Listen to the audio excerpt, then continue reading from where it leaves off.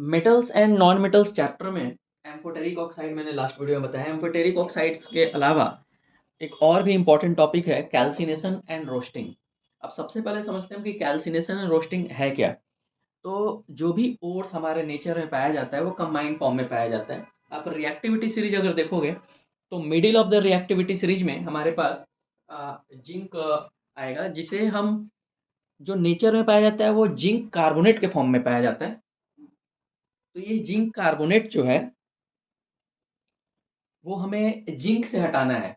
Zinc हमारे nature में, मैं फिर से बता रहा हूँ, या तो कार्बोनेट के फॉर्म में पाया जाएगा यानी ZnCO3, या यही जिंक हमारे नेचर में जिंक सल्फाइड के फॉर्म में पाया जाएगा ZnS। तो हमारा ये प्रोसेस एक्चुअली है क्या। तो जिंक रिएक्टिविटी सीरीज में मिडिल में आता है, मॉडरेट में आता है। तो इसमें हमारा मेन जो टारगेट क्या है कि कैल्सिनेशन एक ऐसा प्रोसेस है और रोस्टिंग एक ऐसा प्रोसेस है, दोनों प्रोसेस है जिसमें जिंक कार्बोनेट को, जो जिंक कार्बोनेट के साथ पाया जा रहा है उससे जिंक हमें अलग करना है। बस यही एक प्रोसेस है कि जिंक अलग करना है। और वहीं पर जो जिंक सल्फाइड के फॉर्म में पाया जाएगा तो उसे रोस्टिंग के प्रोसेस से अलग करेंगे। तो सबसे पहले आपको समझ में आ गया कि जिंक हमारे नेचर में जिंक कार्बोनेट और जिंक सल्फाइड के फॉर्म में पाया जाता है, और इन दोनों को जिंक से अलग करना है, और उसी का प्रोसेस हम पढ़ने जा रहे हैं, कैल्सिनेशन एंड रोस्टिंग। तो चलिए स्टार्ट करते हैं। कैल्सिनेशन के प्रोसेस में होता है क्या है कि calcination is the process in which carbonate ore is heated strongly in the absence of air. यहाँ पर हम इसे बहुत स्ट्रांगली हीट करेंगे, बट आप देख रहे हो कि यहाँ ऑक्सीजन नहीं है। अगर ऑक्सीजन के साथ कंबाइन करते तो +O2 हम लिखते। तो इस प्रोसेस को कैल्सिनेशन कहते हैं, जहाँ पर हम स्ट्रांगली हिट करते हैं but in the absence of air. आप देख रहे हो कि हमारे पास जहाँ भी कार्बोनेट होता है, कोई भी आप रिएक्शन देखोगे तो कार्बन डाइऑक्साइड जो प्रोड्यूस होता है। तो जैसे ही हमने यहाँ से CO2 निकाला तो यहाँ का O एक बच गया और Zn, यानी यहाँ बच गया जिंक ऑक्साइड। ये हमारे पास क्या है, ये जिंक ऑक्साइड है। ये हमारे पास जिंक ऑक्साइड आ गया, और ये हमारे पास कार्बन डाइऑक्साइड आ गया। ध्यान से आप देखो, बहुत इजी था। जिंक कार्बोनेट को हमने जैसे ही कैल्सिनेशन के प्रोसेस से किया, इन द एब्सेंस ऑफ एयर से स्ट्रांगली हिट किया, तो हमारे पास जिंक ऑक्साइड आ गया। बट अभी भी हमारा टारगेट कंप्लीट नहीं हुआ है, क्योंकि हमें चाहिए जिंक।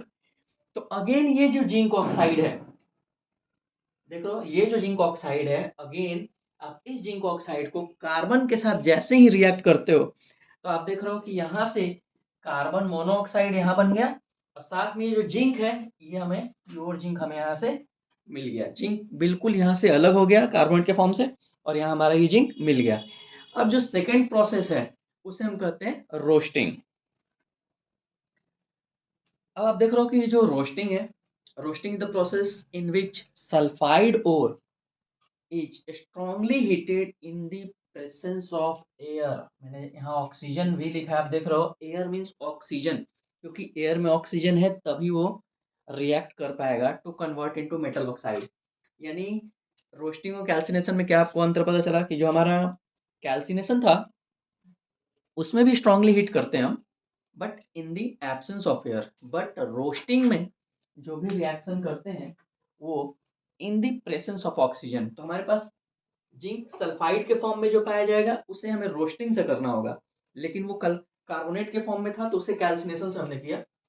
जो भी सल्फाइड के फॉर्म में पाया जाएगा ये जिंक, तो हमेशा हम रोस्टिंग से ही इसे जिंक ऑक्साइड बना पाएंगे। तो सबसे पहले हमने क्या किया, रोस्टिंग है। इट मीन्स आप देख रहे हो कि यहाँ पर हमने प्रेसेंस लिखा है in the presence of oxygen. It means हमें ऑक्सीजन के साथ कंबाइन करना है, स्ट्रांगली हिट करना है। तो यहाँ से आप देख रहे हो कि लिखा हुआ है कि ये सिर्फ और सिर्फ कौन सा प्रोसेस है जिसमें मेटल ऑक्साइड आ पाएगा। डायरेक्ट मेटल ऑप्टेन नहीं होगा, मेटल ऑक्साइड, जिंक ऑक्साइड, ये हमें ऑप्टेंड हो गया। अब अगेन फिर से पिछले प्रोसेस की तरह कैल्सिनेशन के लिए, कि जैसे हमने जिंक ऑक्साइड को कार्बन के साथ रिएक्ट करके कार्बन मोनोऑक्साइड बनाया था, और जिंक यहाँ से सॉलिड फॉर्म में सेपरेट हो गया। तो ये रहा हमारा जो कैल्सिनेशन और रोस्टिंग का प्रोसेस एग्जाम्पल के साथ। ये कंफर्म हर एक साल एग्जाम में आता है, आप इसे कंप्लीट करें, और कहीं भी डाउट हो तो आप पूछ सकते हो।